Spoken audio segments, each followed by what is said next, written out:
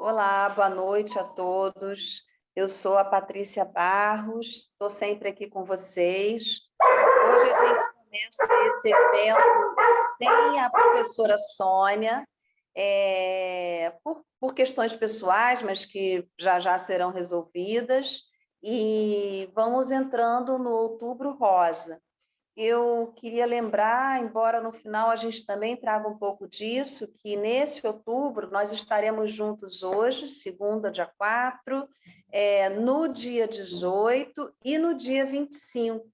A segunda, dia 11, nós não vamos realizar a roda em virtude do feriado de 12 de outubro. E é com muito prazer que a gente inicia esse tema, né, do Outubro Rosa, a psicossomática rosa. No ano passado trabalhamos intensamente, estamos aqui de novo para entrar, né, na psicossomática rosa com o tema de famílias, de casais e famílias em perspectivas de mudança, e vamos cirandear até o final de outubro. Por hora, somos eu e a Eduarda Febroni, que vai se apresentar agora para vocês e que a gente tenha um excelente bate-papo por aqui nesse comecinho de semana. Obrigada, Eduarda. Obrigada, Patrícia, pela apresentação. Bom, gente, primeiro eu quero agradecer a presença de todos vocês que se esforçaram para estar aqui hoje, um dia tão atípico, né, nessa nossa vivência tecnológica, mas vocês estão aqui, então muito obrigada por isso. Como já dito, eu sou a Eduarda, a Duda, que as pessoas falam.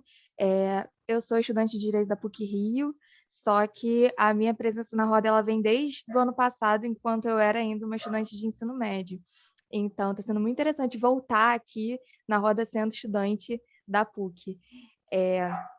Eu, além de estudante de Direito, eu sou pesquisadora social, faço parte de um grupo de pesquisa, mais voltado para relações étnico-raciais. A gente produziu um artigo no último mês falando sobre designações e papéis das relações étnico-raciais dentro da mídia brasileira. Então, só que eu já tenho um background bastante interessante por conta da iniciação científica que eu fiz. E esse tema é muito propício de hoje, porque ele dialoga bastante com o meu tema de iniciação científica, que foi justamente a questão do poliamor. E eu acho que a gente já pode começar a falar um pouco sobre isso, uma vez que o nosso tema dialoga com casais e famílias e novas perspectivas. Então, desejo para todo mundo uma boa roda. Obrigado de novo por se esforçarem por estar aqui. E eu acho que a gente já pode começar, né, Patrícia? Podemos, vai ser bom. E Duda, a gente conversou, né, o ano passado bastante, né? Sim, sim. Ano passado eu participei da última roda, foi sobre redes sociais, suicídio, redes sociais, depressão, e foi uma conversa bastante interessante. A roda foi sensacional, e eu espero que seja a mesma coisa nessa, né? Também. A roda do meu retorno. É, Eu então, vou começar compartilhando minha tela para vocês, porque eu preparei uma apresentação breve, porque eu acho que falar assim durante muito tempo fica maçante sem um estímulo visual. Então, eu vou apresentar aqui para vocês o meu slide. E tá ok? Tá dando para ver tá, direitinho? tá super ok para gente. Tá. Então, a gente começa, né, com o tema. Nosso tema é Casais e Família, uma perspectiva em mudança. E esse tema já é bastante sugestório, porque a gente está trabalhando com dois núcleos, que são casais e que são famílias, e que a gente já afirma que estão em mudança. E quando eu estava preparando essa apresentação em casa, eu fiquei pensando, tipo, como eu vou começar, como eu vou introduzir esse assunto para vocês, porque é um assunto, como eu disse, que já chega com o pé na porta. E eu não queria, sabe, chegar com o pé na porta falando sobre isso e aquilo e trazendo conceitos e tal. Então, eu decidi fazer uma breve história da família e eu me propus a fazer uma história da família diferente do que as ciências humanas fazem e trazer um pouco para o lado da biologia, das ciências naturais, e depois a gente entra nesse campo mais humano, que é o que a gente gosta mais de falar aqui nas rodas. Então, para começar, família pressupõe união. Não existe família sem ter uma união, nem que essa união seja prévia. que eu digo quando união seja prévia, né? Por exemplo, a gente tem família unipessoal, que é a família composta por uma pessoa só, que é no caso das viúvas, por exemplo. Mas mesmo no caso das viúvas, por que a gente fala que é família? Que antes dela ser viúva, ela tinha uma união com o marido e aquilo já era uma família. Então, família, sempre que a gente fala de família, de familiares, a gente bota ali uma união. E essa união, pelo menos no campo da biologia, ela visa a preservação da espécie. Afinal, quando a gente está falando de indivíduos e quando a gente está falando de cadeia alimentar, esse tipo de coisa, indivíduos que estão em grupo permanecem vivos por muito mais tempo do que indivíduos que estão solo, que estão sozinhos. Então, a família, ela serve como essa preservação ali da espécie. E aí, para comprovar o meu ponto, eu coloquei algumas fotos de famílias que a gente vê no mundo animal. Afinal, a família humana não é a única família que existe. Então, a gente tem família de elefantes, de macacos, de pinguins, ursos, baleias, suricatos. A gente vê família em literalmente o reino animal inteiro. Então, quando a gente fala de família, a gente não está falando de uma coisa muito nossa, assim. É algo que é, sabe, tá na nossa vida, no mundo como ele é. Só que aí depois eu vou falar o que muda da nossa família para a família dos animais. Eu acho que vai ficar um pouco mais interessante a nossa conversa. E essa preservação da prole, né, a preservação da espécie, conta como grupo, afinal, precisa de união, mas ela se dá a partir da prole, dos filhos. Então, são os filhos que vão dar continuidade à espécie e vai fazer isso preservando a espécie por meio da família. E quando a gente fala de prole, a gente pensa em progenitores, a gente não pensa em casal ainda, a gente pensa em progenitor. Afinal, a gente tem um gene, outro gene, e aí a gente tem ali a fecundação de um bebê, por exemplo, um filhote. E quando a gente fala de prole, a gente fala de progenitor. Eu quero que vocês percebam que eu comecei de algo macro, que é a família, e vim para o micro. Por quê? Porque quando a gente fala de progenitor, a gente pode estabelecer uma relação bastante interessante entre progenitores, casais e família. Essa relação, geralmente, não está tão presente assim no mundo dos animais. E é o que separa a nossa família de uma família, por exemplo, de suricatos, que foi que eu mostrei. Por quê? Nas famílias humanas, a gente tem uma relação entre progenitor e casal bastante peculiar, porque os progenitores, eles podem ser um casal e eles podem formar uma família. Assim como um casal pode formar uma família, mas não necessariamente vão ser os progenitores de uma criança ou vão ser o progenitor de qualquer criança. A gente tem casais que não têm filhos hoje. E a gente também tem a questão dos progenitores, que não são casais e também não formam famílias, que é no caso que a gente vê que homens doam seus espermas, mulheres doam seus óvulos, para a gente ter ali uma fertilização in vitro acontecendo. A gente tem os progenitores, mas não de fato os casais e as famílias como elas deveriam ser, se é que a gente pode falar nesse quesito. Então, é a partir dessa relação de progenitores, casais e da família, que aí a gente pode começar a pensar em casais e famílias humanos. Por quê? Porque nós humanos, a gente sabe, nós somos dotados de racionalidade. Então, isso por si só difere completamente a gente de qualquer outro animal presente na natureza. E as nossas relações sociais são de altíssima complexidade. Na minha opinião, é a complexidade em sua extrema complexidade, altíssima em sua, sabe? É tudo no superlativo mesmo. A minha irmã é bióloga, eu acho que se ela ouvisse eu falar isso, ela ia me dar um socão na cara, né? Porque biólogos são assim, mas eu acho que nada é mais complexo do que a relação humana, porque são 7 bilhões de cabeças pensantes e cada um tem a sua sentença. Então, a gente parte desse pressuposto, que a gente tem relações sociais de altíssima complexidade e que mutam a todo tempo. E, além disso... Duda, me Oi, perdoa. E à vontade. o pior é o que anda na cabeça, nessas cabeças pensantes, né? Que anda nessas Exatamente. cabeças pensantes. Que não é Essa só um pensamento, racionalidade que né? você falou, duvidosa, né? Leva a um ato e, às vezes, esse ato pode ser prejudicial. Uhum. E, aproveitando o gancho desse ato prejudicial, quando a gente fala de atos prejudiciais, a gente pensa num prejuízo também baseado numa moral. porque afinal a moral é algo construído por a gente, animais não têm moral, e é algo bastante interessante porque não existe indivíduo amoral, existe indivíduo imoral, que a partir de uma moral ele foi contra, mas não existe indivíduo humano sem nenhum aspecto ali de moralidade em seu ser. Sempre são indivíduos morais ou imorais, de acordo com uma determinada moral. Então, quando a gente pensa em casal, quando a gente pensa em família, a gente tem que pensar que existe uma moral atuando ali e que aquela moral ela vai ser assim o ponto de virada para a gente ter alguns casais, algumas famílias, algumas conquistas por direitos, outras nem tanto. Então, a moral é um ponto fundamental para a gente entender. E além da moral, a gente tem a legislação. A legislação é bastante interessante porque ela funciona de maneira a regular essas relações, que eu já disse que são de altíssima complexidade, e ela pode se utilizar da moral para fazer isso.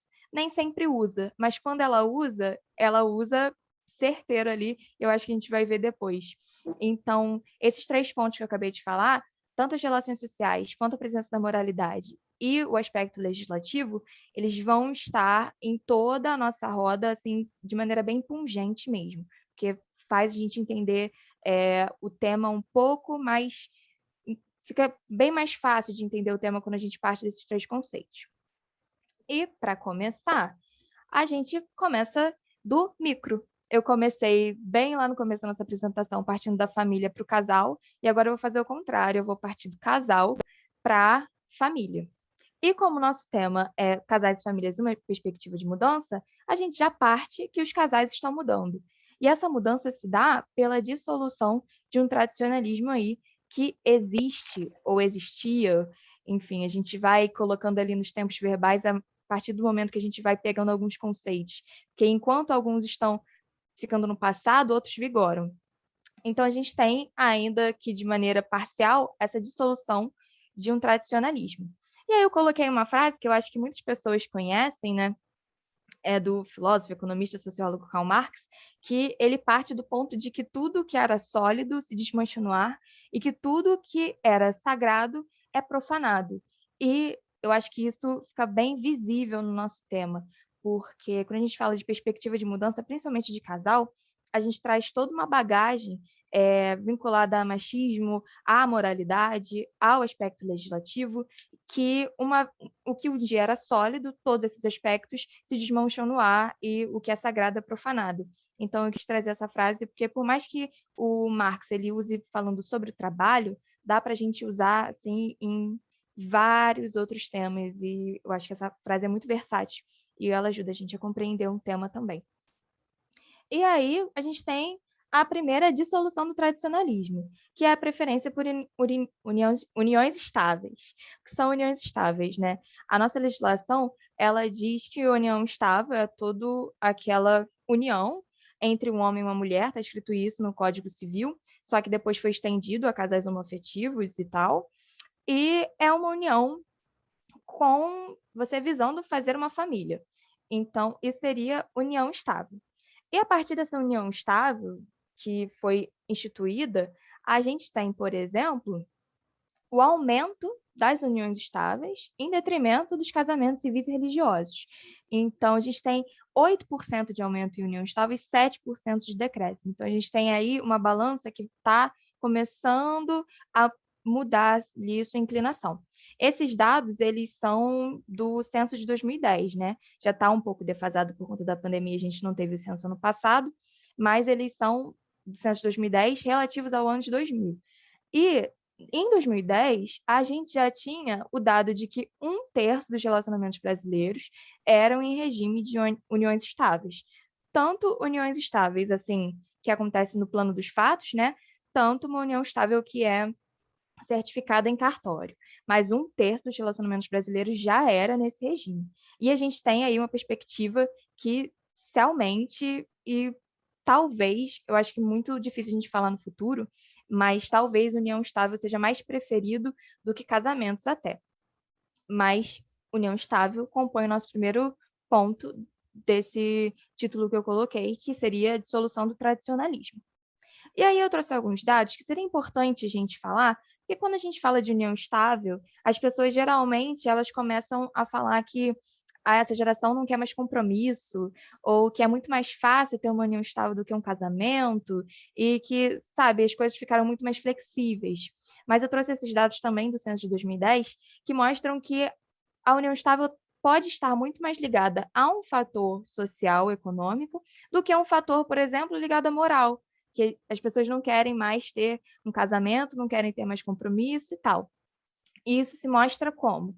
Bom, 48% dos regimes dos casais que estão em união estável são de uma classe socioeconômica um pouco mais preterida.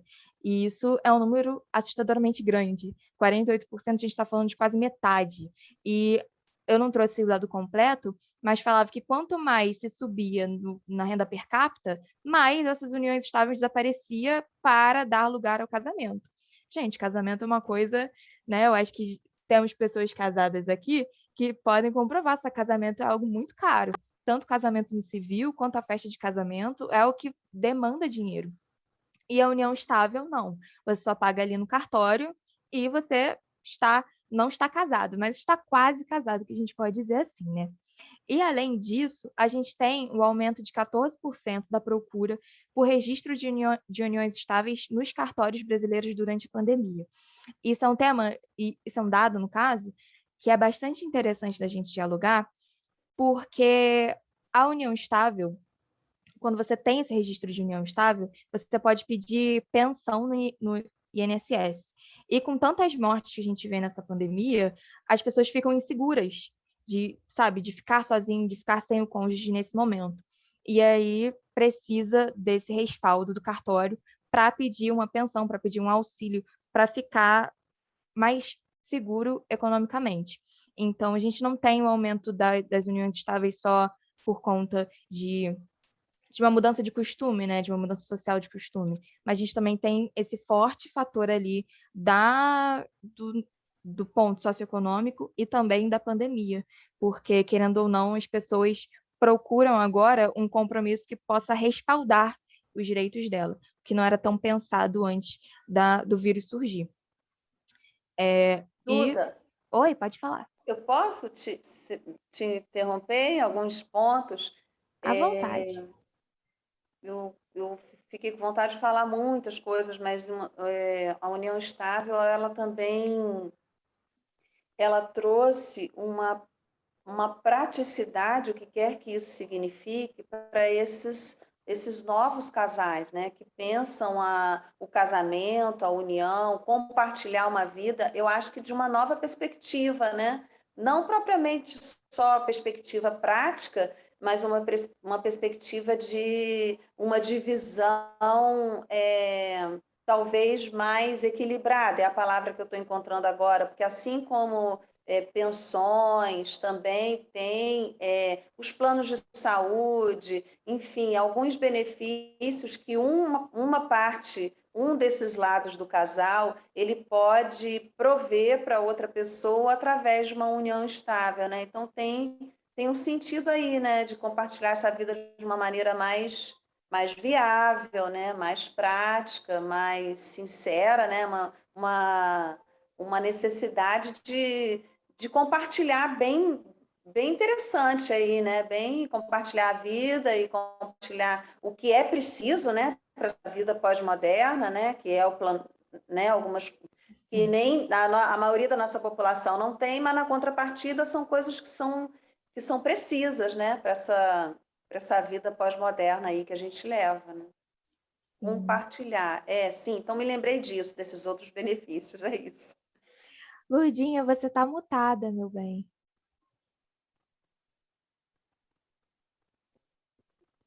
Continua mutada. Liga o seu microfone.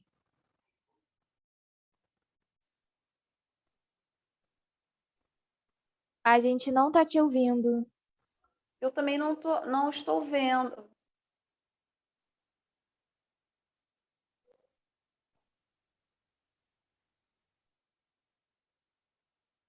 Pedro, será que você pode ajudar ela? Porque a gente não tá conseguindo ouvir.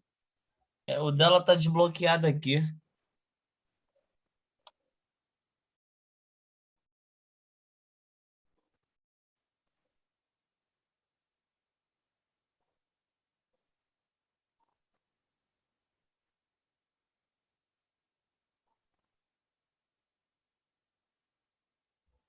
E tudo, ainda estou aqui, isso está martelando na minha cabeça, assim, todos esses dados interessantíssimos que você nos trouxe, é, de que os casais que optam, isso já deve estar mudando um pouco, né? Porque a mudança é avassaladora, né? O censo aí de 2010, mesmo considerando por década e tal, mas ainda assim a união estável é um regime, é, uma opção aí para as pessoas de pouco capital socioeconômico, na contrapartida do casamento, né? Que além de ser caro, o evento, né? O evento casamento. Ele não significa tanto para essas pessoas que casam, né? Elas estão aliando fortunas também, né? Então, Com certeza.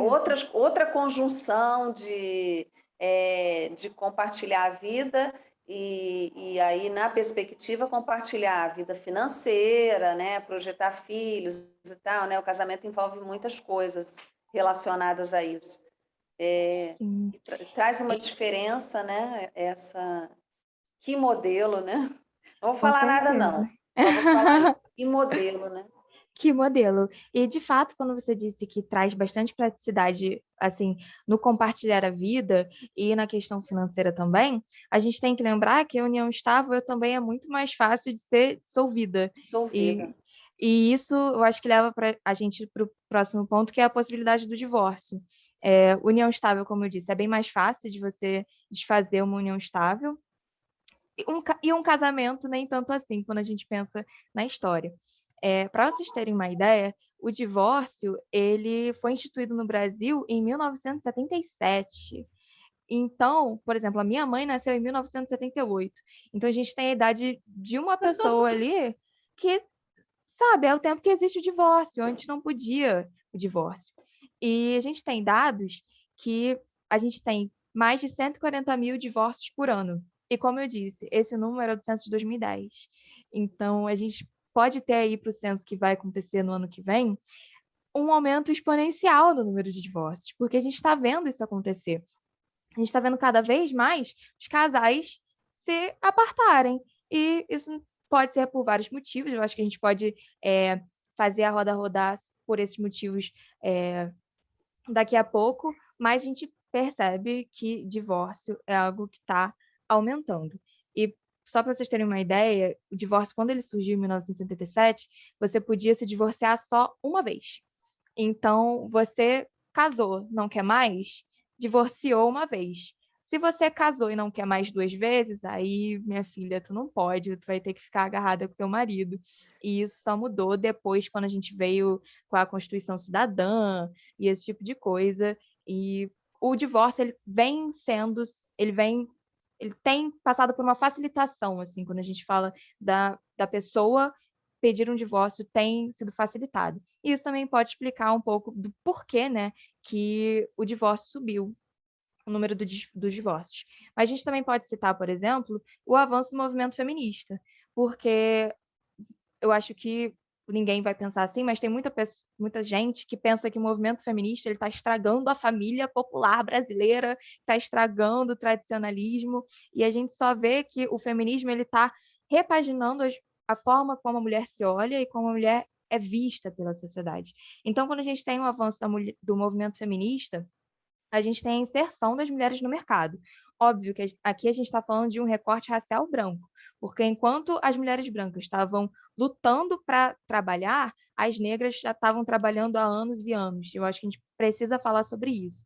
Mas quando a gente pensa na questão do divórcio e com a entrada da mulher branca no mercado, que por fatores racistas vai ser mais preferida no emprego do que as negras, infelizmente, a gente também tem essa maior independência da mulher do homem, porque agora ela não precisa ficar arraigada do marido. Para vocês terem uma ideia, só um pitaco jurídico aqui que eu vou dar, a mulher, quando era casada, até o nosso novo Código Civil, ela era considerada pessoa incapaz, como se fosse criança mesmo, menor de idade. Então, a gente tem, com esse movimento feminista, a gente tem a inserção da mulher no mercado, a gente tem a reeducação social sobre a mulher agora é um ser capaz, estando casada ou estando divorciada, estando solteira, tem 18 anos, é ser capaz. E isso pode ter aí estimulado a possibilidade do divórcio.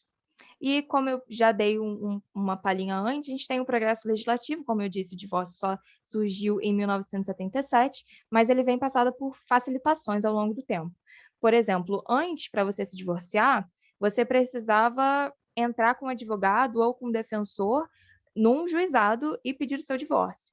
Hoje, caso você esteja de acordo com o seu cônjuge e você não tenha, por exemplo, filhos menores de idade, você pode fazer isso direto no cartório e está tudo resolvido. Então, é uma praticidade que a gente tem antes e que leva mais pessoas a optarem pelo divórcio do que manter-se separados ali, só que continuar com uma condição de casado ou casada. E fora isso, a gente tem o evento da globalização, o que é bastante interessante pensar, porque a gente tem um sociólogo, o Bauman, que ele diz que a gente tem agora relações líquidas, então nada é feito para durar. E aí a gente já coloca um ponto negativo no casamento, né? Porque qual é o sentido de você se casar agora se não pode não durar? E aí a gente pode fazer essa relação com as uniões estáveis, por exemplo, do porquê que as uniões estáveis estão subindo. E a gente cai aí em vários debates interessantes. As relações amorosas, elas viraram, na perspectiva do Bauman, óbvio, relações de consumo. Então, a gente consome pessoas e quando esse consumo ele se torna desgastado, a gente troca por outra pessoa. E aí a gente pode pensar, por exemplo, nos aplicativos de namoro, nos sites, nos programas que na década passada era muito televisionado esse tipo de coisa, né? E a gente tem esse aspecto da globalização, da internet, fazendo ali um abalo sísmico nas relações amorosas ali dos casais que pode trazer o divórcio. E, por último, a gente tem a questão pandêmica, porque, pasmem, durante a pandemia as pessoas perceberam que elas não são feitas ou não estavam acostumadas de conviver diariamente com as pessoas que elas escolheram casar. E isso, para mim, é muito engraçado de se pensar, porque, pelo menos de uma perspectiva romântica, quando a gente fala de casamento, a gente pensa naquele casamento que vai durar para sempre, naquele amor avassalador, e na verdade não é isso, as pessoas se cansam uma das outras. E a gente tem que pensar nisso não numa perspectiva negativa, mas na perspectiva realista. Isso que acontece. Eu acho que as pessoas ficam enjoadas, e foi isso que aconteceu. Durante a pandemia, a gente teve um aumento substancial no número de divórcios. E é sobre isso e tá tudo bem, né? Igual o pessoal da internet fala. E para trazer um último dado sobre o divórcio, eu acho que esse é o último dado sobre o divórcio que eu quero trazer, é que o IBGE também disse no censo de 2010 que 1/3 dos casados irão se divorciar. Então, a cada 3 casais que vão no cartório fazer o seu casamento, um, um deles vai se divorciar no futuro. E aí a gente pode trazer vários argumentos para isso. Voltando na perspectiva do Bauman, ele diz que os casais eles não esperam a maturação do relacionamento para decidir se vão continuar ou não, ou se vão se divorciar. Então, é tudo naquela questão do consumo, né? Se ficou chato consumir, se ficou desgastado, por que continuar naquilo se a gente tem um leque de opções? Então, é bastante interessante a gente pensar nesses pontos que eu trouxe sobre o divórcio. Patrícia, Lurdinha, querem complementar alguma coisa? A professora Lúcia já está aqui com a gente, está nos ouvindo. A gente não te ouve ainda. Eu não estou vendo também. Vou tentar falar. Não, Seria vendo eu ótimo, consigo. porque seria uma interseção fenomenal de uma pesquisadora e tanto, né, e isso e conhecimento, a experiência, né, só faz a gente avançar nesse tema aí que não tem, é infindável, né? Nós tivemos rodas no ano passado onde a gente falou muito sobre isso. A gente começou a destrinchar o consumo, né, chegando aí nas relações. Tem muita coisa a ser dita sobre isso, mas eu acho que eu vou te interromper muito, assim, vamos falar o que vai ser possível aqui dentro desse tempo que a gente tem, né? É o assunto que muito me move. Tá. E por último, quando a gente fala de casal, o ponto último que eu quis trazer é sobre antigos afetos e novos casais. E esse eu acho que é o ponto alto da nossa roda de hoje, porque Também é acho. quando a gente vem, né, com sede ao pote para falar, e é um tema que rende pano para manga assim, e de fato a gente não para de falar. Por que que a gente fala de antigos afetos e novos casais? Porque afetos, amores, desamores, todo mundo tem, e ao longo da vida a gente vai recriando isso. Só que quando a gente fala de casal, a gente tem uma perspectiva de legitimação e de identidade também. Porque eu posso me reafirmar enquanto casal, mas a sociedade pode não me reconhecer, por exemplo, namorada de alguém, ou a sociedade não pode reconhecer alguém como meu namorado, ou vice-versa.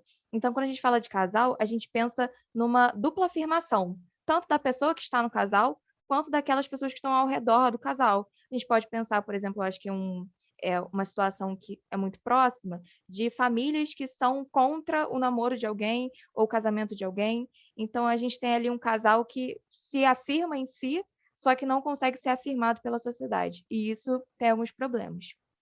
Mas, quando a gente pensa, por exemplo, no amor no espectro LGBT, a gente tem que pensar que esses afetos sempre existiram e vai continuar existindo para sempre. O que que a gente tem agora é os direitos. A gente tem a legitimação desses direitos. E, para complementar esse ponto, a gente também tem o amor no espectro da liberdade, que é quando a gente começa a falar de poliamor, de relacionamento aberto. E eu peço muita sensibilidade para a gente tratar sobre isso, porque há um tempo atrás, quando esse tema estava em voga na internet, as pessoas começaram a olhar com chacota. E foi muito interessante, porque foi exatamente o tempo que eu comecei a pesquisar sobre. E eu falava, gente, o pessoal vê isso com chacota, faz piada, tudo bem que faz piada, eu rio às vezes, é engraçado. Só que o raciocínio por trás do amor livre, né? Quando a gente fala amor livre, a gente está abrangendo tudo, a gente está falando de poliamor, a gente está falando de relacionamento aberto, poligamia, poliandria, enfim. Ele tem um raciocínio por trás que eu acho que tem o seu devido lugar, sabe? Dentro das ciências humanas, dentro das ciências da saúde, e que a gente pode pensar bastante quando a gente começa a falar desse tipo de relacionamento. Bom, para começar, o amor no espectro LGBTQIA+, como eu disse, sempre existiu e sempre vai existir. Aí eu trouxe algumas fotos aqui de uns quadros da Grécia Antiga que a gente tem sobre a homossexualidade. E é bastante interessante porque na Grécia era basicamente a regra, né? A mulher servia ao homem apenas para, igual a gente falou, a gente não, igual eu falei no começo da apresentação, para preservar a espécie, para procriar, para ter prole, para ter alguém que a sua herança possa passar, não só a herança genética, mas como capital cultural, capital financeiro. E homens, seres maiores, melhores evoluídos, mais ativos socialmente, tanto na sociedade como na política, eles ficavam entre si. O amor se dava entre si, entre homens na Grécia Antiga, pelo menos é alguns relatos que a gente tem sobre isso. E, como eu disse, sempre existiu, a gente tem que partir desse ponto, porque a gente escuta várias vezes algumas pessoas erroneamente falando que é algo novo, é algo dessa geração. Mas, como eu disse, o tema está novo, está em voga por conta da busca e da conquista por direitos. Então, a gente tem a conquista do direito ao casamento e a conquista do direito à adoção como sendo fatores assim cruciais. Gente, a conquista do direito de formar um casal, que há muito tempo atrás a gente não tinha, era proibido, era ilegal. Então, a gente tem essa conquista por direitos que começa a entrar em debate na sociedade, puxando a atenção, o foco social para este ponto. Só que ele já é bastante antigo e todo mundo sabe disso. E quando a gente fala do amor no espectro da liberdade, a gente pensa no que eu coloquei desde o começo, né? Naquela trindade de relações sociais, de moral e de legislação. E é exatamente o que eu posso falar aqui. Porque o amor, ele é uma relação social. A gente não sabe muito bem se o amor é algo que só a gente sente, ou se tem. A gente pode encontrar alguma coisa parecida no mundo animal, porque quando a gente está falando de animal, a gente está falando de instinto. Só que o amor ele é uma relação social. Para vocês terem uma noção, isso foi algo que eu aprendi com a minha irmã bióloga, só na nossa sociedade, só na sociedade humana, que um casal fica junto por amor. Porque no resto do mundo animal, mesmo quando a gente fala de casais de pinguins, por exemplo, que são casais que escolhem um ao outro uma vez na vida para ficar a vida inteira juntos, não é amor que a gente fala.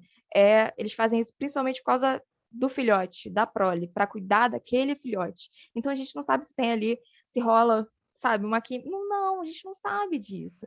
Mas a gente sabe que estão juntos por causa da prole.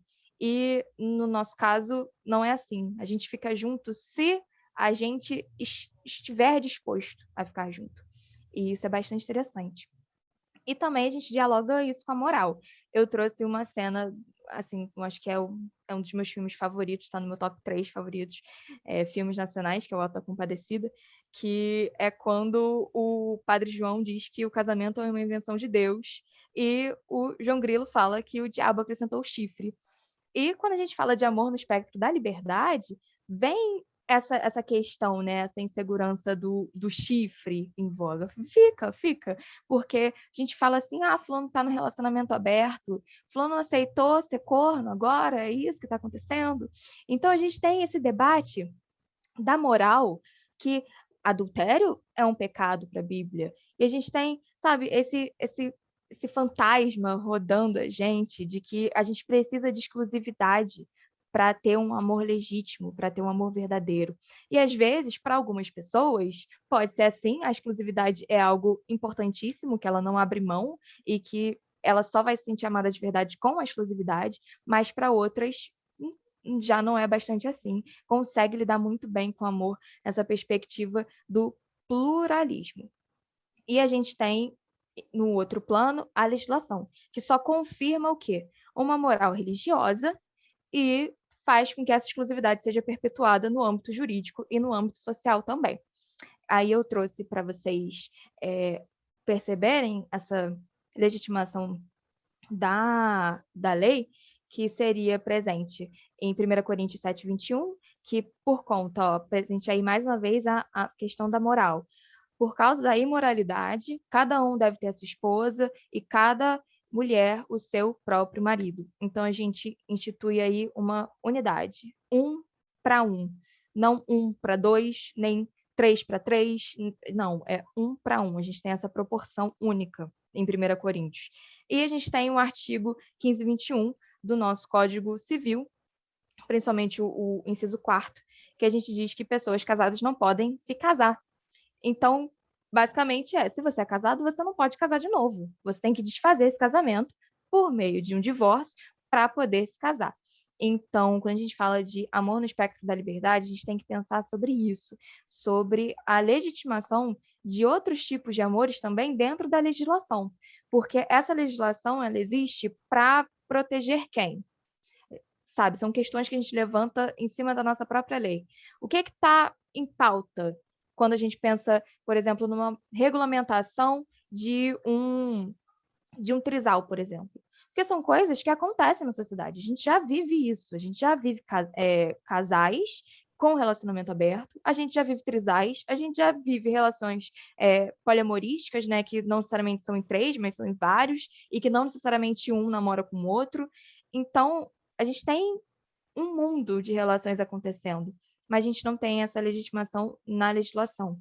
Então, lembra quando eu falei que um casal ele precisa da legitimação dos que compõem e da sociedade? Hoje a gente não tem essa legitimação social. E aí a gente perde, por exemplo, na busca por direitos. Porque um casal, um homem, uma mulher, um marido, uma esposa, eles têm seus direitos ali garantidos, direitos sucessórios, direito financeiro, a gente tem um relacionamento pautado, por exemplo, na divisão de bens, e um trisal. O que a gente tem? A gente se perde nisso, fica muito volátil, fica solto no ar.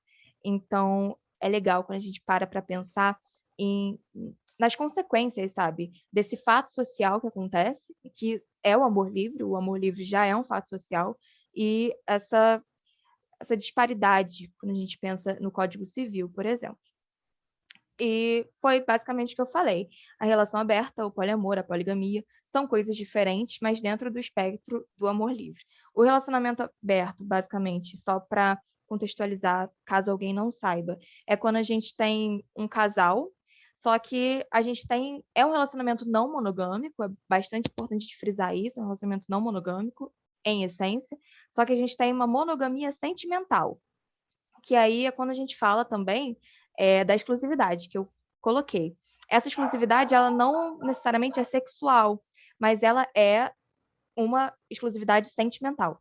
Então, por exemplo, se eu tenho um namorado e a gente tem um relacionamento aberto, o meu namorado, ele tem uma relação exclusiva sentimental, no caso de amor, comigo. Eu sou a única pessoa que ele pode amar, vamos colocar assim, sabe? Para ser bem incisivo. A gente tem essa monogamia sentimental, mas a gente não tem uma monogamia sexual. Isso é relação aberta. Já o poliamor, ele admite essa não monogamia sentimental também. Então, a gente tem, por exemplo, o exemplo mais fácil que a gente pode citar é o trisal, né? A gente tem 3 pessoas em que a gente tem as 3 pessoas se amando, ou a gente tem 2 pessoas se amando e uma que ama só uma, só que aceita esse terceiro componente ali sem maior problema. E é basicamente isso. O poliamor é isso. Mas, passando para a poligamia ela já tem um centro. A gente pode falar de um centro de autoridade? A gente pode falar de um centro de autoridade quando a gente relaciona a monogamia, por exemplo, a poligamia, desculpa, com algumas religiões. A gente pode falar de um centro de autoridade, que é geralmente quando um homem está ligado a mais de uma mulher. Só que não necessariamente é isso, sabe? A poligamia, a gente só tem um centro fixo. E aí a gente tem várias relações partindo desse centro, mas não entre si, só com a pessoa central ali do relacionamento. Então, a gente tem essa questão da relação aberta, do poliamor, da poligamia, e é, assim, um mundo muito vasto. É bastante interessante de pesquisar, porque a pesquisa não para, não para. Você acha pontos para debater, você acha questões, você acha contradições, e é algo bastante interessante de se ler também. E agora que eu falei sobre casais, no começo, né, que eu falei que eu ia partir da família para vir para o casal, e agora eu parti do casal para vir para a família.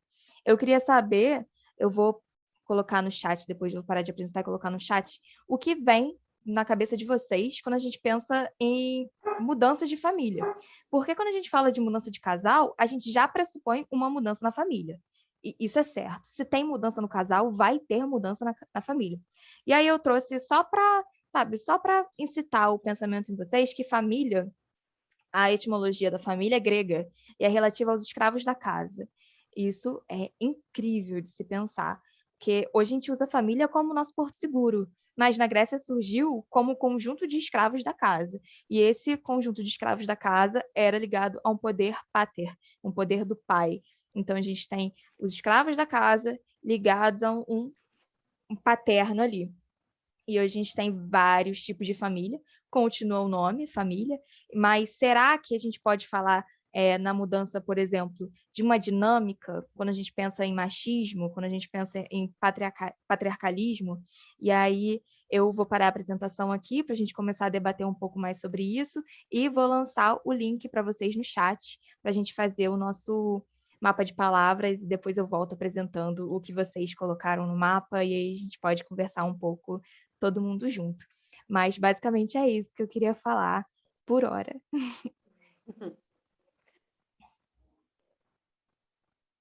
Professora Lourdes.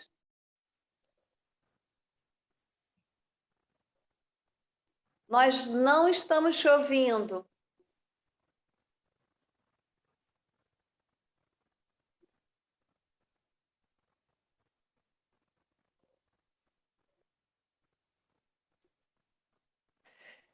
Professora Lourdes, eu vou entrar aqui um pouco, né?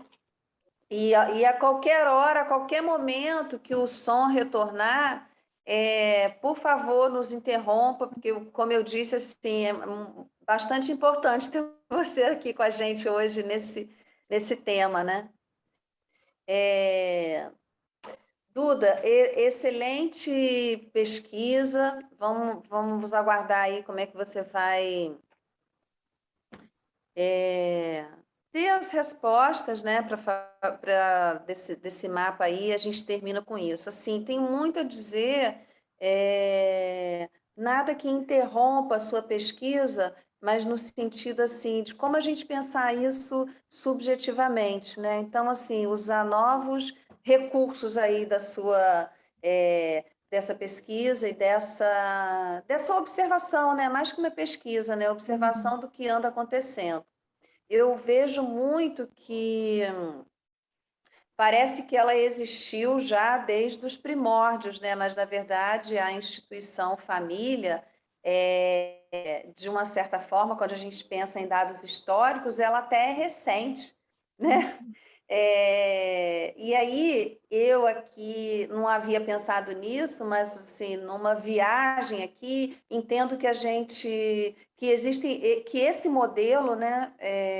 Esse modelo monogâmico, esse modelo heteroparental, esse modelo dessa dinâmica familiar aí, pai, mãe, filho, e aí a gente podia incluir todos os outros as outras questões sociais que circulam isso, né? Assim, o machismo, o mercado de trabalho, essas diferenças que fazem esses papéis ficarem é, tão cristalizados, né, vamos dizer assim, ele é recente, né, na verdade, assim, para o nosso lado aqui da pesquisa, para o nosso lado da psicologia, a gente tem aí o Felipe Arrier com a história da família, trazendo a criança aí, né, para o círculo, essa que ficava tão escondidinha, né, que não aparecia, etc. e tal.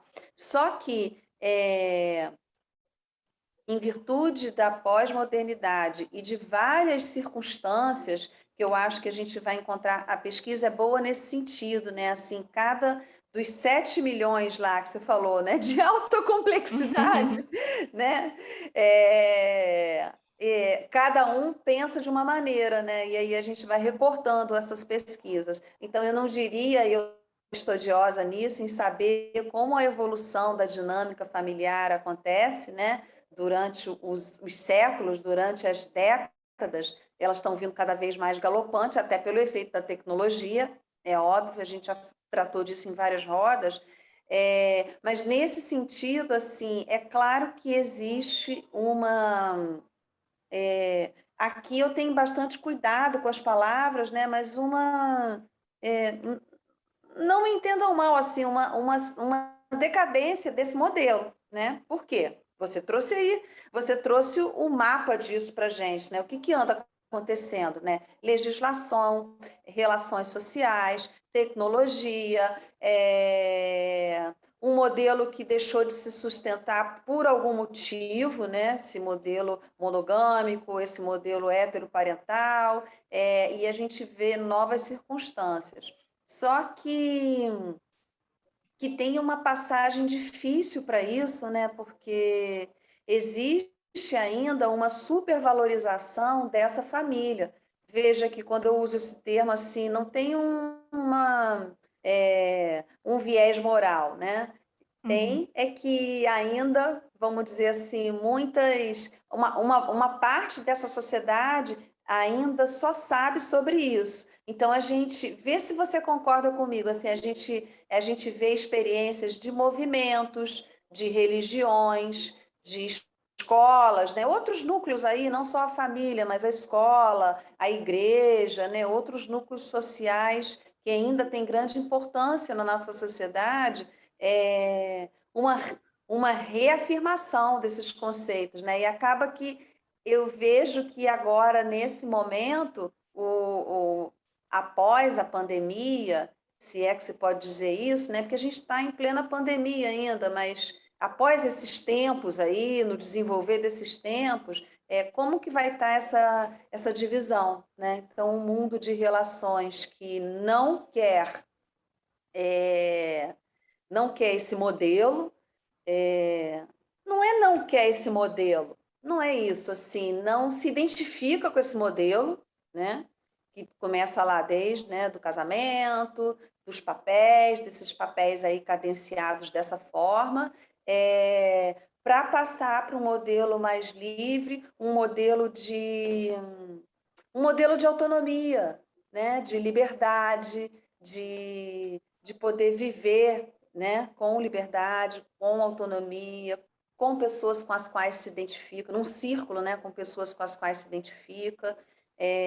Outras palavras que a gente usou também e que eu recortei muito, né? Mas assim, talvez um lugar não cooptado por tanta normatividade, né? Acho que tem uma transposição aí, né? Ocupar um lugar com menos normatividade dessa que a gente que ainda existe.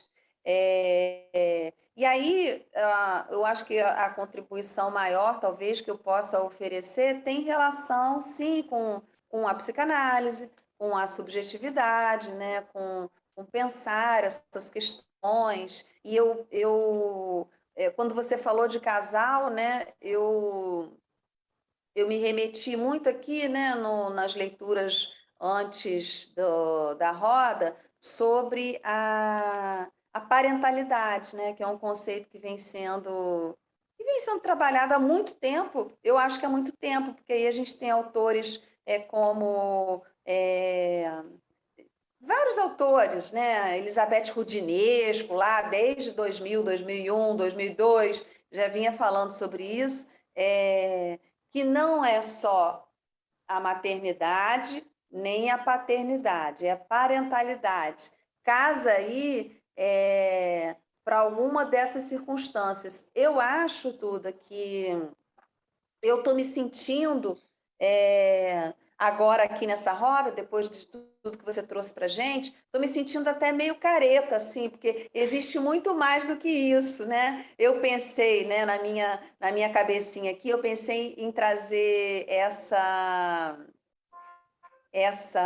nova constituição familiar, né, de pessoas que se amam, do mesmo sexo, né, ou não, mas construir isso dentro dessa cadência da dinâmica familiar aí que a gente está tão acostumada a ouvir o Freud falar. Então, muito embora, há pouco na roda passada eu vinha falando disso, né? Muito embora o Freud traz para a gente as questões do feminino e masculino não tão delineadas pela anatomia, tá? Conta isso aí para sua irmã. Não, não é basicamente isso, assim, elas não estão delineadas pela anatomia, não é isso. É pela função simbólica, né?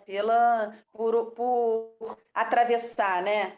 Toda uma infância, adolescência, dentro desse contexto aí que você trouxe para a gente, que é bem o que a gente tem, né, esse terreno, e encontrar-se, de alguma forma, né, numa vida adulta, saboreando das relações que ela deseja viver, né, que ela se sente... o que o sujeito todo busca, né? O que a gente busca, né? É o tal do eu quero ser eu mesma, né? Pô, o que eu quero, né?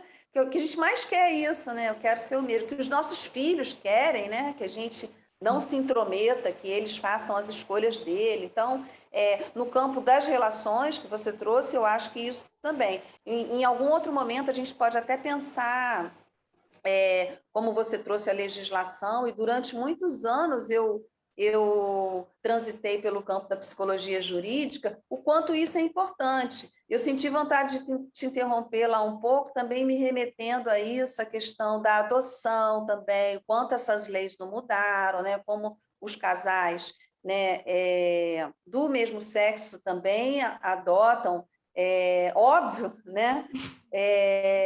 E outras coisas em relação à legislação, não só isso, né? Ela vai continuar mudando.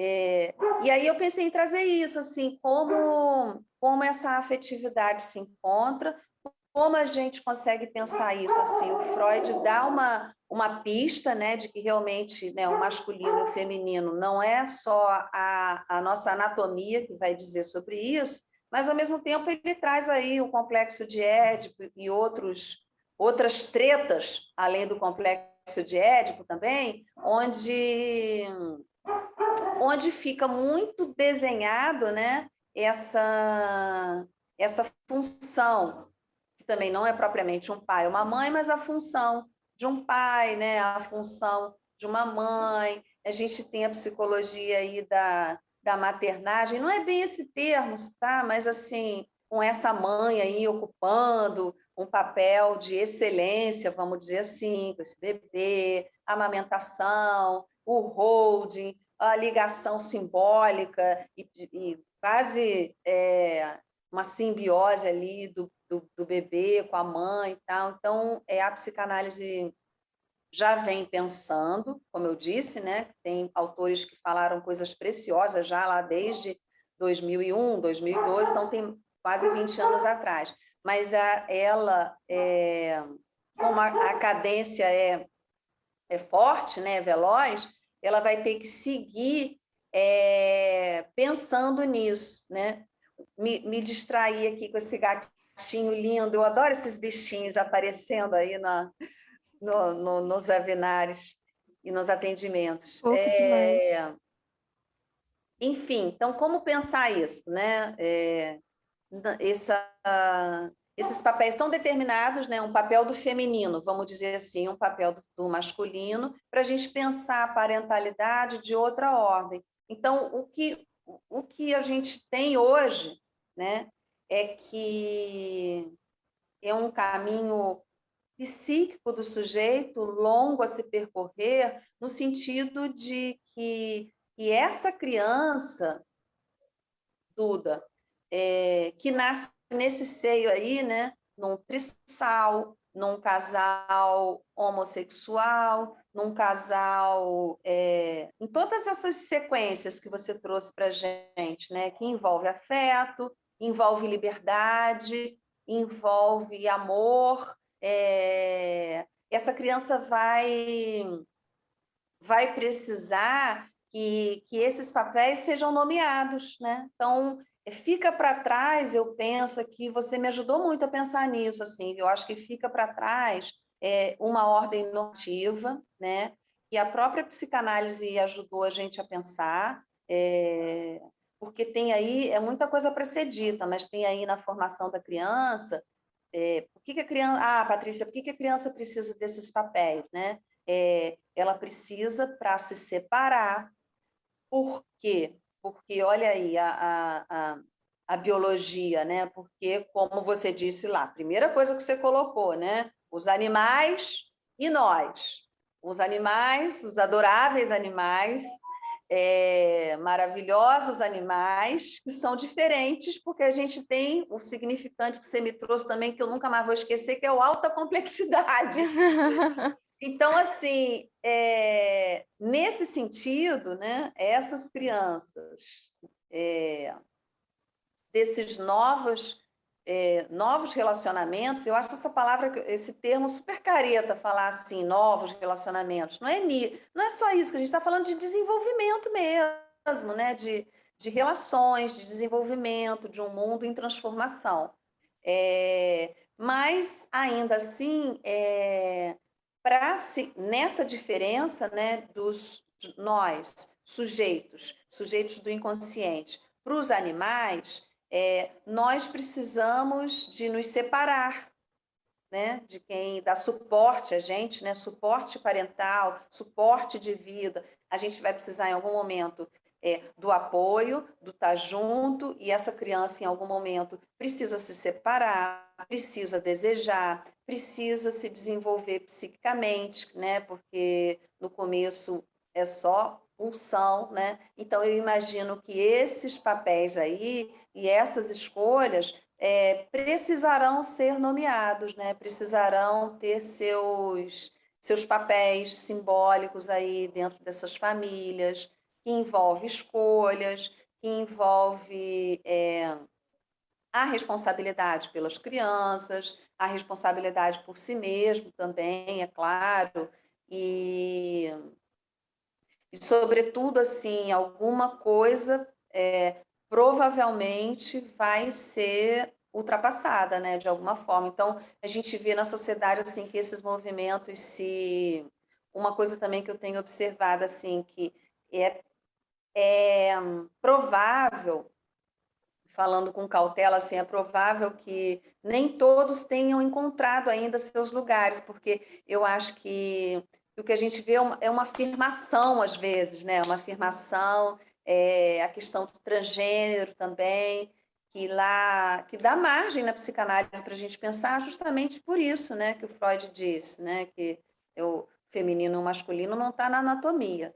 Então, com certeza, como você também sabiamente trouxe desde o começo, são questões psíquicas desse sujeito aí do inconsciente que existia desde mil e não sei quanto, que sempre existiu, né? Então, a gente só vê a normatividade de uma sociedade enquadrando. Então, essas pessoas que estavam à margem já estão se posicionando de alguma maneira, mas tem uma coisa ainda muito incisiva de se afirmar, por isso essa polarização, né? Então, de um lado, vamos proteger a sociedade,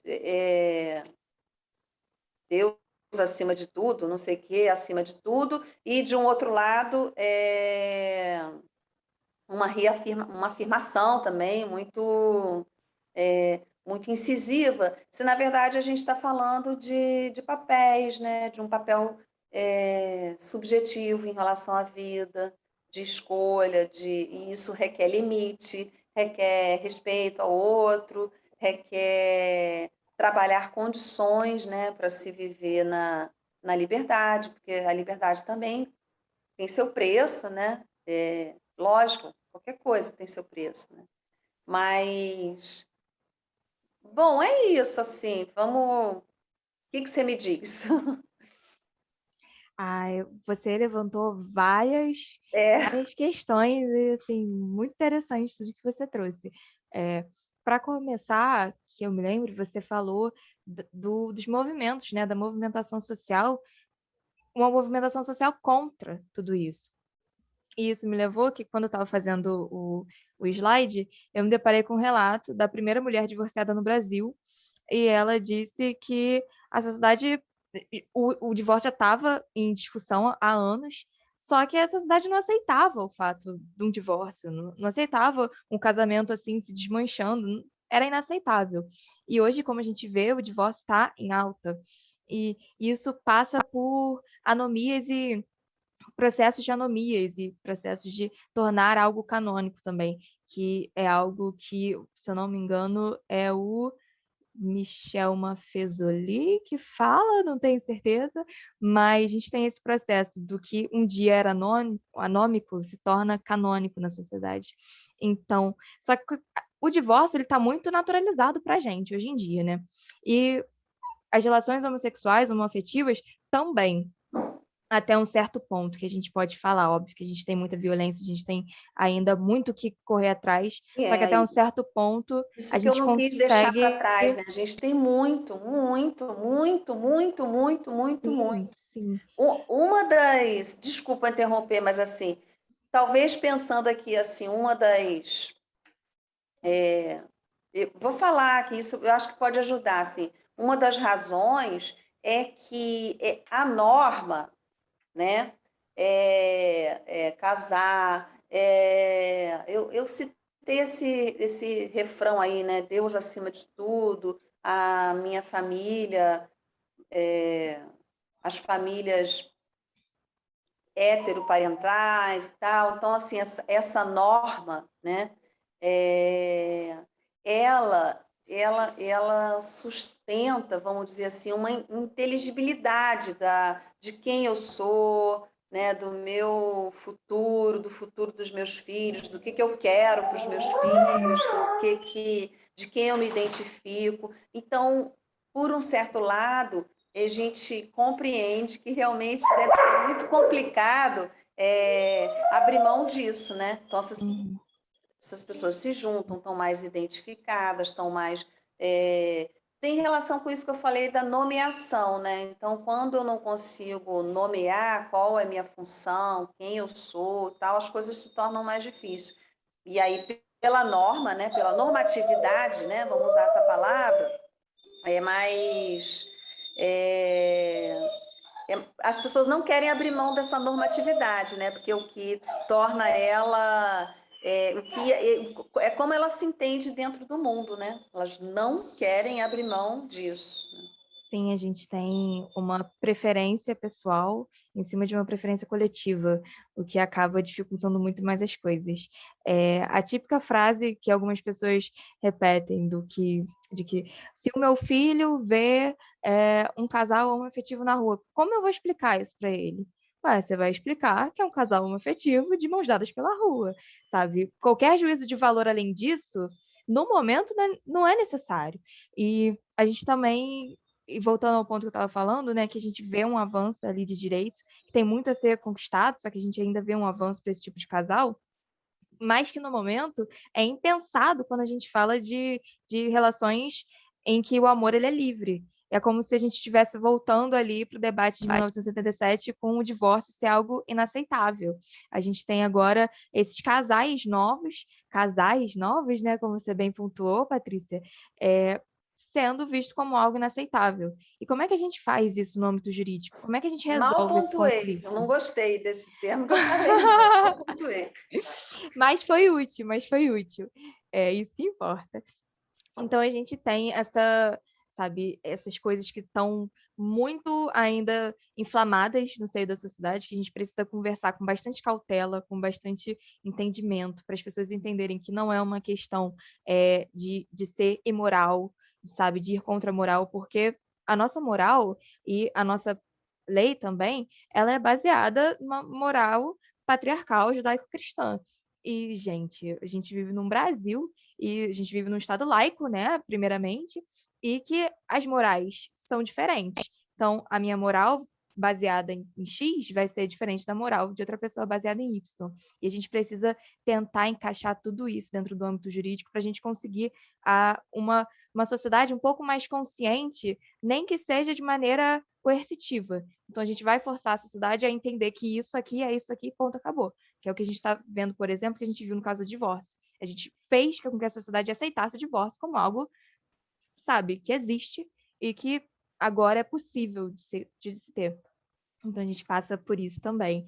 E no caso dos papéis que você falou, muito interessante essa questão dos papéis, que me levou ao ponto que eu falei, né, sobre a relação entre progenitores e casais.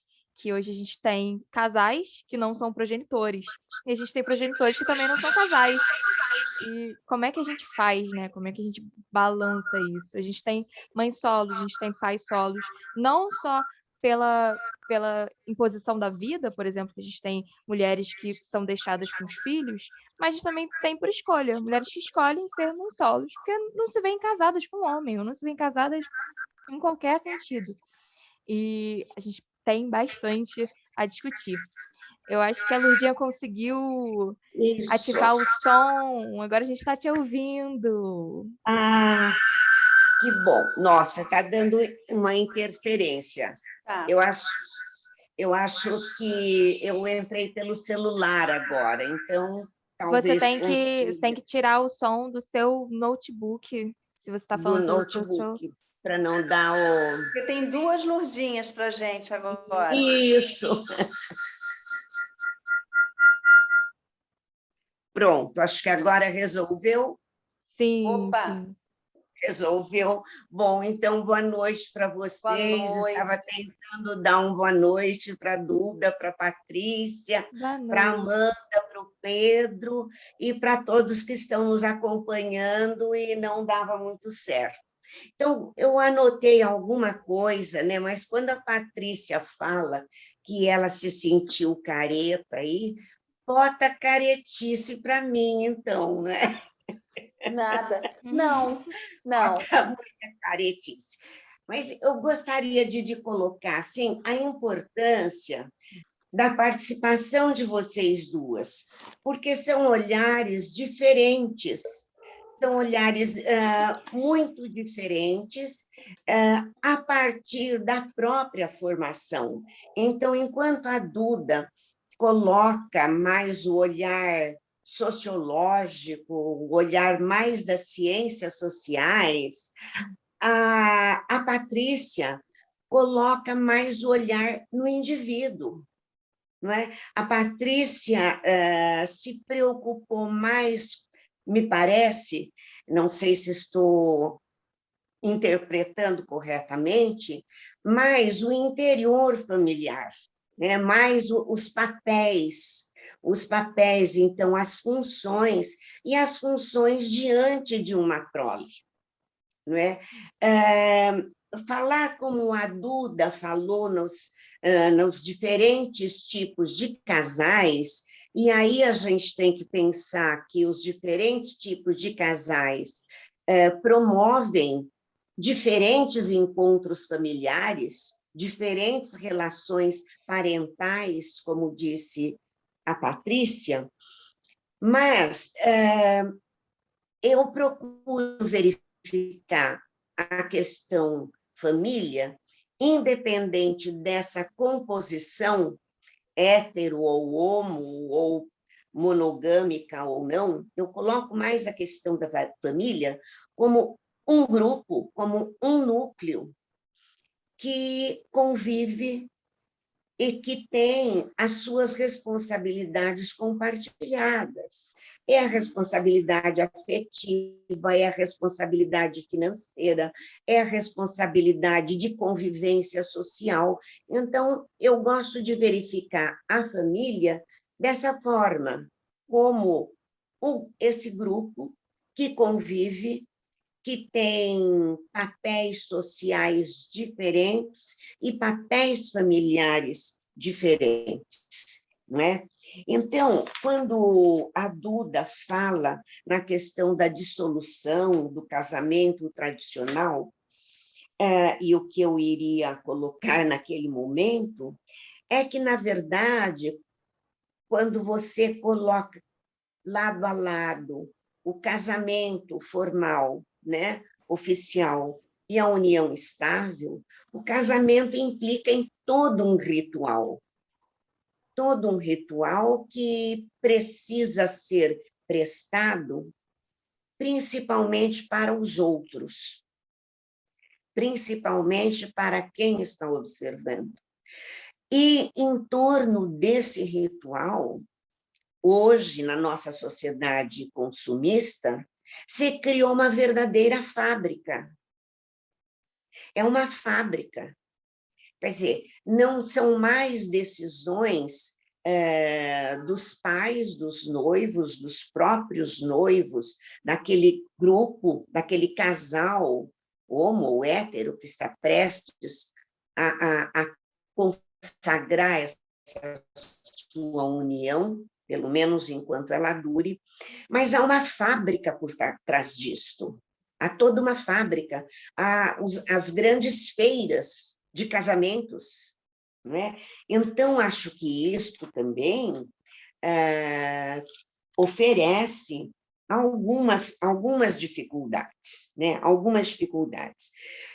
E talvez essa dissolução, como a Duda trouxe, e depois como a Patrícia coloca na questão da parentalidade, eu acho que nós teríamos que lembrar a instabilidade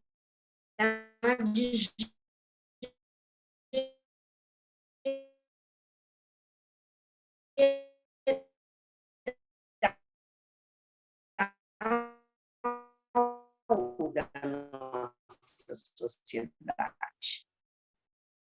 Na verdade, há todos para tudo tem a publicidade, porque a publicidade também vai alimentar o capital da notícia.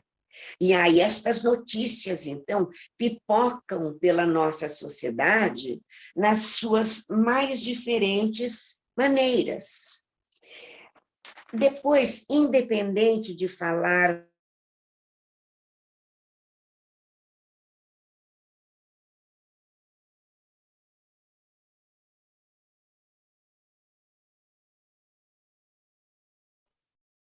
Vocês estão ouvindo ainda a professora Sônia? Professora Lourdes? Não, acho que a gente teve um problema com ela, com o som. Não. E bem Na explanação. onde ela ia colocar aí, eu me dei conta que ela estava nos ouvindo, né, há muito tempo, ela conseguiu ouvir bem, Que né, bom. ouvir todas as duas. Algum problema de conexão, Lourdes, eu não sei se ela está ouvindo a gente, mas a gente não te ouve mais, Ah, ela tá ouvindo a gente, sim. tá?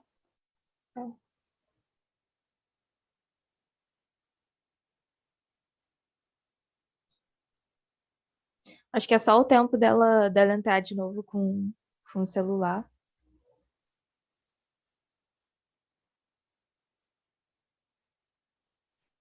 Mas estava muito bom quando ela falou sobre a Pois é. fábrica, a indústria, que é realmente isso, né, que a gente vê. É industrialização, é um comércio. Hoje a gente vende amor e é isso, as pessoas compram. É o que é mais engraçado. E perfeito que ela estava falando. Perfeito. E será que as pessoas já entraram lá Eu fiquei curiosa, mas eu não sei se Sim. se eu entro ou caio aqui. Não, acho que você não cai, não, mas a gente já tem bastante resposta, assim, Sim, bastante. O pessoal engajou bastante. Ai, tô que boba, bom. que engajaram. Tava com medo de jogar o link e ninguém entrar no mapa de palavras, mas bastante palavras colocaram. E, poxa, é sensacional. Desativar mudo. Ah, a gente tá te ouvindo! Ah, que bom, que bom. Estamos. Então, o que eu estava dizendo, independente da questão de entrar em moralidade, mas eu acho que é importante nós vermos, até por conta dessa instabilidade nas relações, nas uniões, sejam estáveis, sejam oficiais, né? É que nós não temos exemplos e não temos modelos reais de solidariedade. Por quê? Porque a nossa sociedade, no fundo, ela não valoriza a solidariedade, mas ela valoriza a competitividade. E nessa competitividade também o egocentrismo. Então, eu sempre vou ser mais importante do que o outro. Por que eu vou tolerar? Por que eu vou ter paciência? Por que eu vou me preocupar com o bem-estar do grupo? Então, numa sociedade extremamente competitiva e que valoriza a competitividade, nós também temos a dissolução de outros aspectos comportamentais e de outros aspectos de relacionamento, né? Aí, quando a Duda traz, né, quase que toda uma história das relações entre casais e da constituição de casais, ela traz uma história. Nós temos também, paralelamente, outras histórias, né? A história das mulheres, a história das sociedades, a cultura que veio se forjando. E hoje é muito difícil se manter a cultura de um povo, de um país, na sua forma mais tradicional. Por quê? Porque nós temos, pela tecnologia, pelos meios de comunicação, o acesso a praticamente todas as culturas do planeta. Então, é evidente que isto também impacta e muito essas relações e os papéis, e o que se espera do papel da mãe e do papel do pai. Ontem, por exemplo, eu assisti novamente aquele filme Lado a Lado. E ali nós temos, né, aquela mãe que defende o seu papel e a sua função diante dos filhos de uma maneira agressiva, de uma maneira arrogante, diante do novo relacionamento do ex-marido, então do pai. E o pai, por sua vez, também demonstra, e a nova esposa do pai, tentando ser também mãe. Então, acho que diante da fala da Patrícia, eu fiz algumas relações com esse filme que eu vi ontem. Mas o que eu gostaria de colocar, a Patrícia trouxe inúmeros elementos da psicanálise, do Freud, etc. Eu gostaria de lembrar uma fala, já há muito tempo que eu ouvi, ainda num dos encontros da Amped, ela foi dita pelo Paulo Nozella, que é da Federal de São Carlos. E o Paulo Nozella dizia que nós, pais, mães, avós, enfim, esse grupo familiar que também tem a função de educar as suas crianças, faz o que hoje? Uma inversão do estatuto pedagógico. O que ele queria significar com essa inversão do estatuto pedagógico? E acho que é muito comum hoje nos lares com as mães trabalhando fora, né? Então, as mães trabalham, os pais também trabalham. Então, os príncipes, até hoje só se fala de filho como príncipe, como princesa, na verdade se tornam uns reizinhos autocráticos. As crianças mandam e os adultos receiam dizer não, porque vai traumatizar. Então a criança manda, porque o que ela deseja, o que ela quer, é ordem para esses adultos. E com isso, esta criança não aprende limites. Ela não aprende a ter pequenas frustrações, pequenos desejos contrariados. Agora, quando esse anjinho se torna o capetinha adolescente, aí os adultos querem pôr limites. Só que esse é o momento da conquista da autonomia, da conquista da liberdade. Então, eu gostaria de colocar também isto, né, na minha visão de pedagoga. A inversão do estatuto pedagógico entre estes casais, qualquer composição que tenham, dentro destas famílias, qualquer composição que tenham.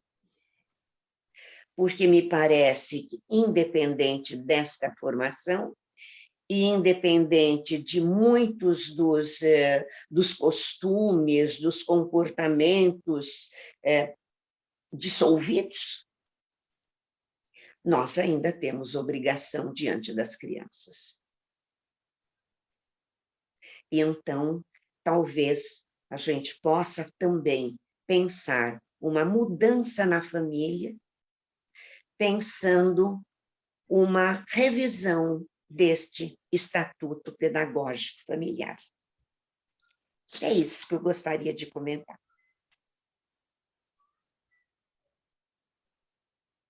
Excelente. Excelente, bem lembrado. Eu toquei nesse ponto em algumas das rodas de setembro. Não vou me estender, porque a gente está com os mapas aí em alto engajamento, aí, e a gente quer ver, né, Lourdinha? A gente quer ver o resultado disso, dessa conexão que as pessoas trouxeram para a gente. Duda, a gente Sim. tem sempre muitas perguntas no chat, então eu acho que realmente você tem razão, as pessoas estão muito engajadas, porque ao invés de virem para o chat, elas estão aí respondendo ao mapa, aí, ao link que você trouxe para a gente. E aí, para falar disso de uma maneira rápida, Lurdinha, nessas rodas de setembro, eu trouxe uma questão assim, também dentro da psicanálise, mas assim, a criança, o enfant, e a criança com A maiúsculo, a criança com um A bem maiúsculo, assim, de que se tornou o ideal dos pais, e aí ela entra nessa sequência. Eu acho que só para deixar todo esse trabalho de exposição da Duda quase que completo, quase que, né, completo não existe, mas assim, a gente ainda também nisso tudo ali, como você falou, do geral para o particular, do particular para o geral. E aí, a última coisinha que eu recomendo a você que continue a pesquisar aí e avançar, isso aí vai virar um trabalho de pós-doutorado, que é pensar a criança nesse meio, né?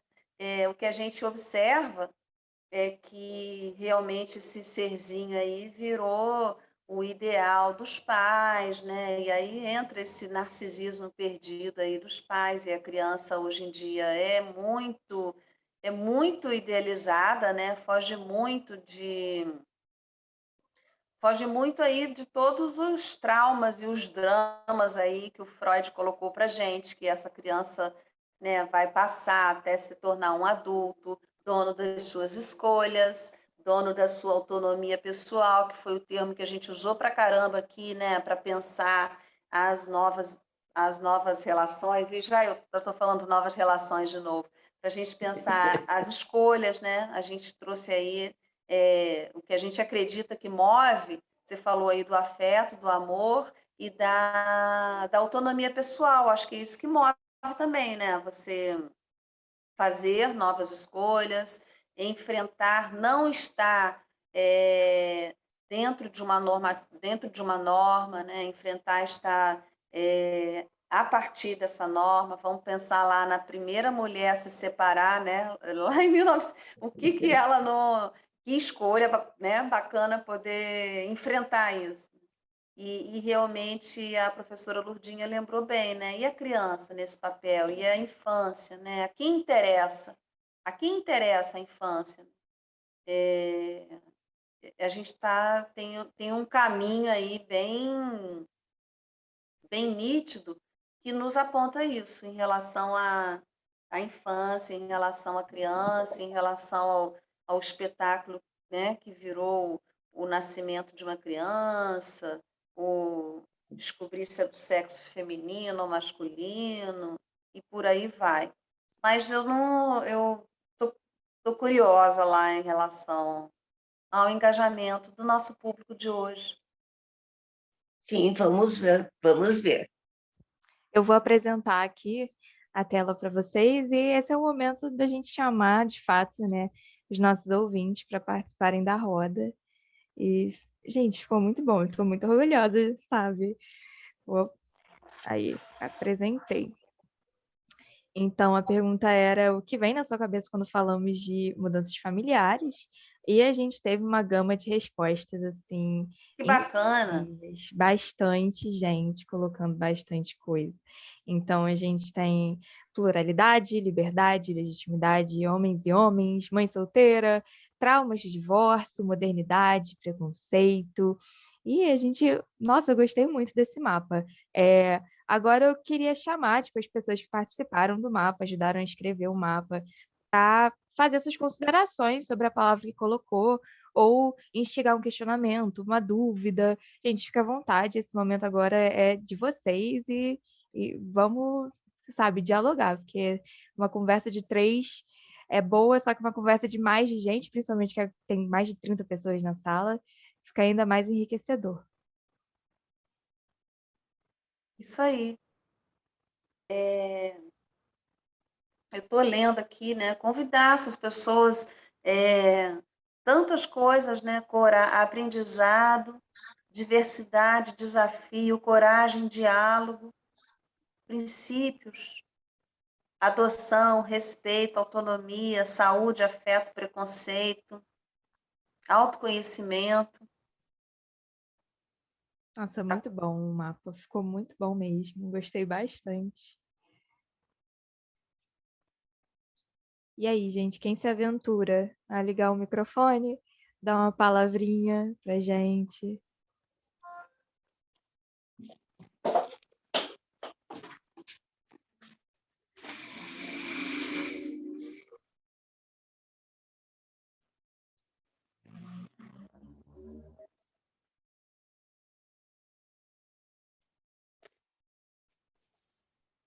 Acho que se ninguém quiser falar, a gente tem pano para manga aqui para mais 2 horas. Não.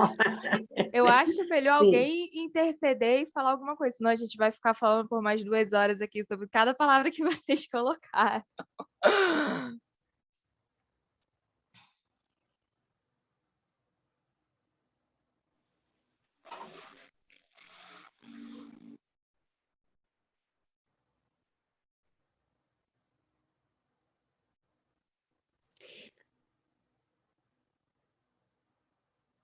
Pois é, alguém colocou aí felicidade. Felicidade, verdade. Nós somos felizes? Interessante. Porque quando a gente está falando de mudança, né? Felicidade na questão da mudança seria uma Sabe quem construção seria de uma bom felicidade. Pode falar. responder isso? Eu estou tão feliz de estar aqui nessa roda hoje, estou me dando conta de quanta coisa eu aprendi, né, na pandemia, com as rodas, e com a interlocução com essas pessoas que a Sônia nos fez aproximar, né? Ó, eu acho que a Gisela quer falar, mas eu ia me lembrar, professora Lurdinha, do professor Snar, né? Que tanto falou sobre Sim, o que é a felicidade, né? pois é, Será que pois ela é, existe, né? E pois é. foi muito importante, mas podemos falar depois, porque eu acho que a Gisela quer falar. Vamos lá. Ela levantou a mão aí. Então, vocês estão me ouvindo? Estamos. Sim. Sim. Então, essa roda girou a cabeça aqui, eu tô.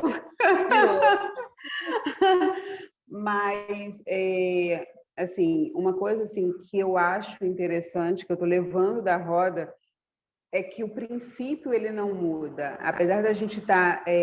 na verdade, a gente não está modificando, né? Na verdade, o que está acontecendo hoje é que mais pessoas estão tendo coragem de assumir as famílias que se criam. E, assim, mas o princípio continua. Né? Eu acho que, tipo assim, você se une com uma pessoa para começar a gerar a sua família. É o princípio da união. Né? Então, isso não modifica. E, ao mesmo tempo, eu acho que, assim, eu coloquei coragem, porque é preciso ter coragem para você abrir mão de todo, tipo assim, de ser até, na verdade, marginalizado, porque a sua família não é de acordo com os padrões. E é uma questão também de honestidade, foram as palavras que eu escolhi, é uma questão de honestidade, porque muita gente vive dentro daquela família considerada a ideal, e são famílias extremamente tristes, são famílias extremamente complicadas, né? Porque, na verdade, eles só estão seguindo uma aparência, mas fechou a porta dentro de casa, união não existe. Né? Então, é complicado, mas assim, essas mudanças, eu acredito que tem a honestidade, tem a verdade. Eu escolhi essa família, né? Eu escolhi viver essa família e vem todas as questões dessa escolha, né? Porque escolha requer responsabilidade, mas cada vez mais essas mudanças sendo legitimadas, elas dão oportunidade para uma saúde. Eu escolhi saúde também, porque você é honesto consigo mesmo e com as pessoas que você escolheu, e aí isso eu coloco até as próprias crianças, né? Porque às vezes, assim, vamos lá, colocar a família ideal, né? A família que traria uma saúde mental. Você ter o pai e a mãe tendo Isso aí eu estou falando, tipo assim, a família ideal mesmo, homem, mulher e os filhos. Sendo que você tem homens abusivos. Então, tipo assim, até que ponto vale a pena você colocar, você permitir, você se permitir viver numa família onde há abuso? Eu acho que aí já quebrou a questão de família, né? Então, assim, acho que essa é a minha contribuição. Assim, essa roda assim, foi muito importante. Assim, minha cabeça está borbulhando, porque eu venho de uma geração tipo assim, que a gente foi criado para seguir essa família ideal. Só que essa família ideal é meio complicada, traz muitas questões, né? Traz muitas situações para você vivenciar. Às vezes isso não é possível. Então é isso. Muito bom, Gisela. Muito bom. Como nós estamos nos aproximando das 22 horas, talvez nós pudéssemos, então, dar um minutinho para a Duda e para a Patrícia fazerem as suas colocações finais. Tá. Por certo. A gente está se aproximando do fim, né?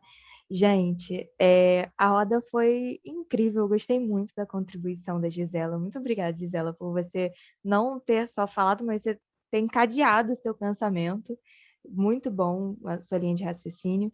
De verdade, a gente está vivendo uma mudança de perspectiva, né? Como diz o próprio tema da roda. E isso possibilita possibilidades, por mais que uma redundância é necessária. A gente tem possibilidades de hoje em dia. E viver esse tipo de possibilidade pode ser uma mudança abrupta para a sociedade, pode ser uma mudança abrupta para o indivíduo em si, só que ela é necessária para a gente conseguir acomodar todo mundo. E eu acho que esse é o ponto que fica, né? A tentativa de acomodação social de todos. E pontos maravilhosos que a Ludinha pegou, que a Patrícia pegou também para explanar.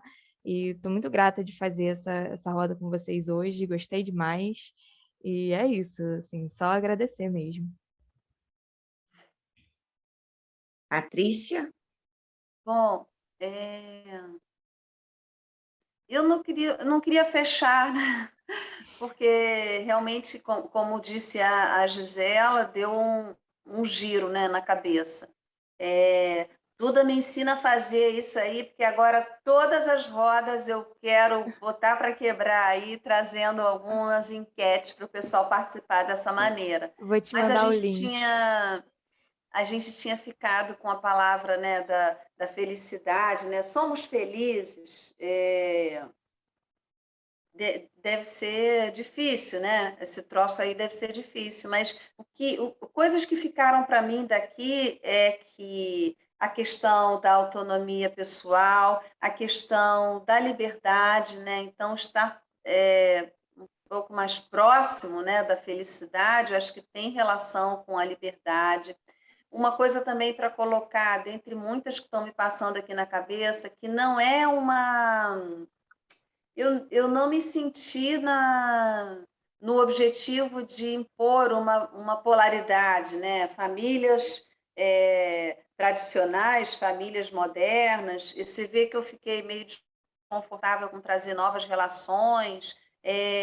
Não é bem isso, mas apenas provar que esse papel aí, né, homem, mulher, que só esse modelo, né, da heteronormatividade, ele não pode ser imperativo, né? Existe mais coisas aí do que isso. E essas outras coisas que existem e que a gente está tendo mais experiência de ver, de dividir,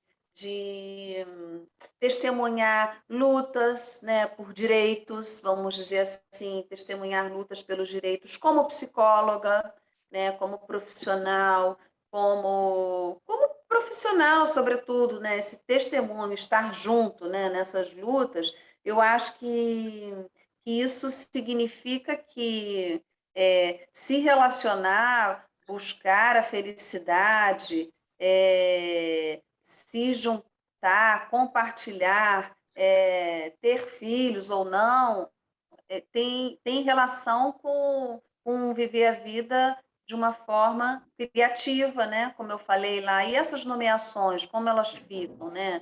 Que lugares vamos ocupar para ter um papel aí dentro dessas novas famílias? Então, eu acho que requer isso aí, requer liberdade, requer autonomia pessoal, requer responsabilidade, como a professora Lurdinha lembrou, né, ao falar das famílias, ao falar da criança, da infância, e requer formas criativas. Então, acho que por isso o embate é grande, né, porque entre uma norma imperativa, né,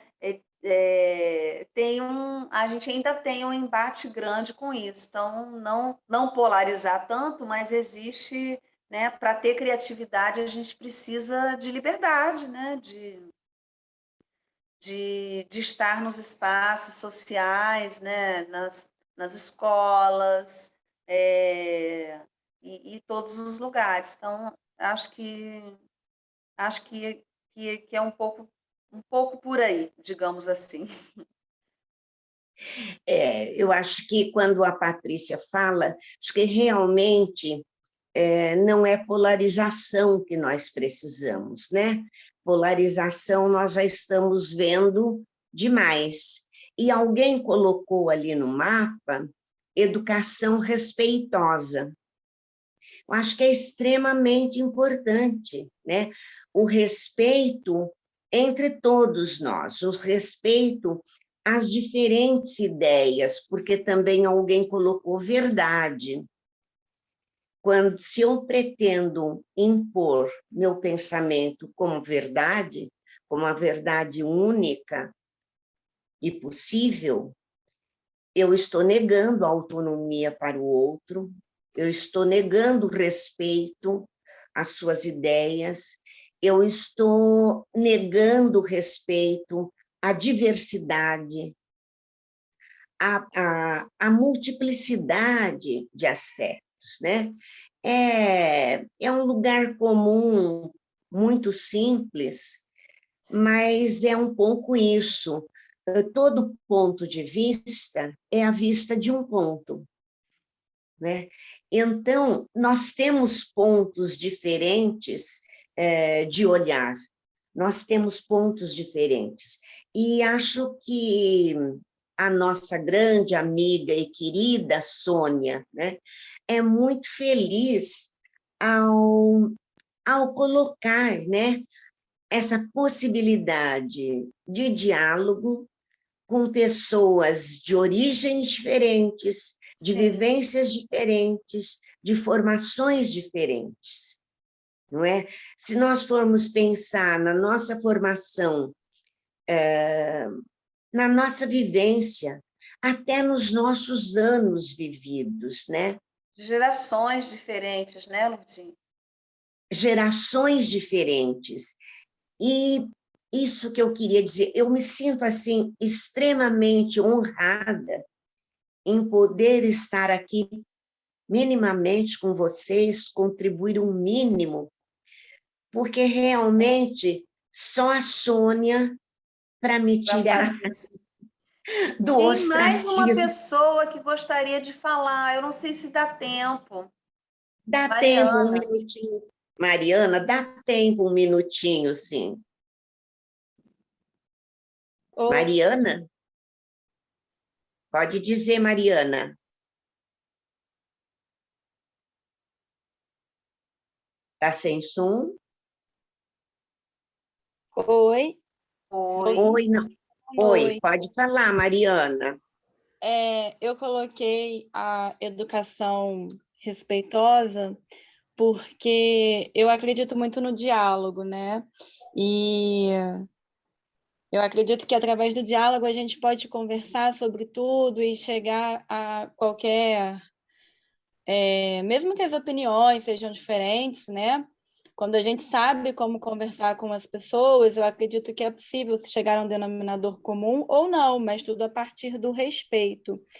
E como a Duda trouxe aí, né, ao longo de como era no passado, né, e fez uma linha histórica aí, eu acredito que no passado, e agora a gente está conseguindo falar mais sobre isso, existia um autoritarismo muito grande dentro de algumas famílias, né?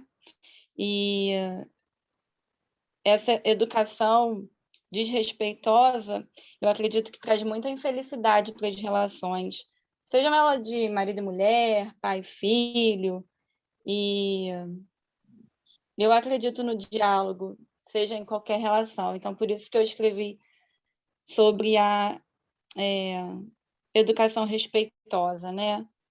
Para onde a gente quer que a gente vá, a gente possa aprender a dialogar. E é isso. Muito bom, Mariana. Acho que realmente o respeito talvez seja o cimento de todas as relações, né? Acho que não pode haver, por exemplo, fala-se muito no amor, mas não pode haver amor onde não há respeito, né? Então, a falta de respeito, acho que realmente ela é uma das raízes dos problemas que nós temos em todos os ambientes, em todos os nossos grupos. Bom, então eu queria, nesse momento, cumprimentar muito a todos vocês que nos ouviram, pedir desculpas pela minha dificuldade aí com a tecnologia. Eu fui tentando ouvir a Duda, ouvir a Patrícia, mas chegou a hora que eu pude falar um pouquinho. Então, eu agradeço muito a participação de todos vocês, um agradecimento muito especial à Patrícia e à Eduarda, né? A Patrícia enquanto psicóloga, especialista em psicanálise, a Duda enquanto bacharel de ciências sociais, e com o seu destaque em pesquisas desde a iniciação científica. Acho que ela deixou muito patente para nós a sua dedicação, né, à pesquisa, ao estudo, à busca de informações, ao amarrar inúmeras fontes, né? Agradecer também a PUC-Rio, na pessoa da Amanda Pereira, representando toda a estrutura da PUC, a Amanda responsável pelo evento, e agradecendo a PUC pelo espaço cedido para essas nossas rodas. Um agradecimento também ao Pedro Henrique, pelo suporte na tecnologia e por me acudir aí até conseguir me fazer falar, não é? E lembrando que a nossa querida Sônia está ausente hoje, mas ela estará de volta no dia 18, dia 11, a próxima segunda, não haverá roda por conta do feriado de Nossa Senhora Aparecida, dia 12 de outubro. Então, no dia 18, nós teremos a nossa querida Sônia, com toda a sua competência e com toda a sua gentileza. Então, uma boa noite para todos vocês. Boa noite a todos, foi um prazer, obrigada a todos. Boa noite, gente. Muito obrigada por virem.